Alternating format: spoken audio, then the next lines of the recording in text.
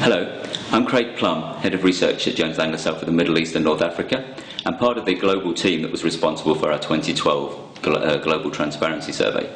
It's my pleasure today to run you through some of the findings from that survey as they impact specifically on the markets across the Middle East and Africa region. Before I do that, I'd just like to spend a few moments talking about transparency more generally and why it's important to any market, not just those in our region.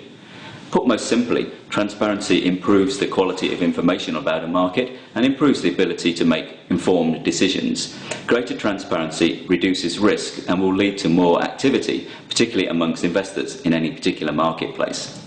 That's an important factor in markets such as the Middle East and Africa, where we've seen a relatively low number of investment transactions in the real estate market over the last few years. And part of the reason for that is the lack of confidence and the lack of ability to make informed decisions due to the relatively low transparency in some of those markets. So the first finding we need to emphasize today is that the Middle East and Africa region scores the least transparent of the four major regions that we include in our survey for 2012. Out of the four markets we look at, which is Europe, the US and Americas more generally, the Asia Pacific and the Middle East and Africa, the Middle East and Africa is the least transparent of those markets, with the 23 countries that we monitor across that region having an average level of transparency below that in the other regions. Having said that, clearly the transparency does vary quite significantly across the Middle East and Africa region. At one extreme we have South Africa, which scores at number 21 out of the 97 markets that we cover globally, and shares many of the same characteristics of the other Anglo markets that do very well in the transparency survey globally, such as the US, such as the UK and Australia, which are the three most transparent markets we cover globally. At the other extreme, the Middle East and Africa region has 8 of the 11 opaque markets, with markets such as Angola, Sudan and Nigeria propping up our league table in respect of transparency.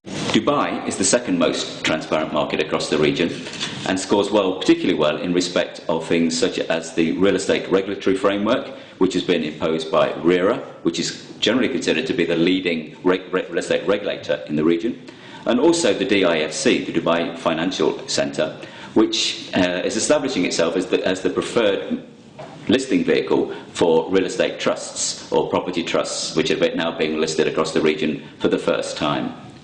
So through those mechanisms, Dubai has been seen as something of a safe haven in a relatively volatile region, and that has improved and increased its attractiveness amongst investors over the last few years. Lebanon, and most specifically Beirut, has seen the greatest improvement in transparency of any of the markets that we cover over the last few years. Despite recent turmoil in that market, over the last 2 years, we have seen that the central bank has taken more of an active control of real estate lending. We've seen the creation of the Real Estate Association of Lebanon, and we've also seen the creation of more publications and generally more market information, specifically about Beirut, which has improved investor confidence on that marketplace. Dubai and Beirut are not the only markets that have seen improvements over the last 2 years. Of the markets that were included in the 2010 survey, 80% of those markets have seen some improvement in transparency. Although that improvement has not been great, the markets are moving in the right direction. But more needs to be done. There are still a number of areas where the Middle East and Africa generally lag behind other regions in the world in respect of real estate transparency. The two areas I'd like to focus on most are the lack of availability of performance indicators. With the exception of South Africa, there is very little data available on investment performance, and also the lack of market information, fundamental information around demand and supply, which will help investors and occupiers make more informed decisions. That there will be improvements made in those areas over the next few years, and that by the time we do the next survey in 2014, we will be expecting to see an improvement in transparency across our region.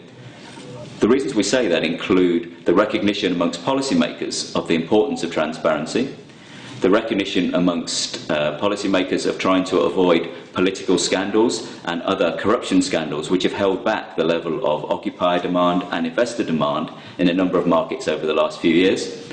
Also the greater interest amongst both occupiers and investors in the markets across this region. And those investors and occupiers are used to high levels of transparency in markets overseas, and we think that will translate into demand for higher transparency in the markets within our region. And also the move towards more sustainability. with increased emphasis on green buildings and sustainable buildings, which we think will also lead to more transparency and the availability of more market information. We hope that you find the findings of our 2012 Transparency Survey to be of interest and to be of value. We invite you to download the full report from our website, and I look forward to receiving any comments or feedback that you may have about how the survey impacts on the Middle East and Africa region. Thank you and happy reading.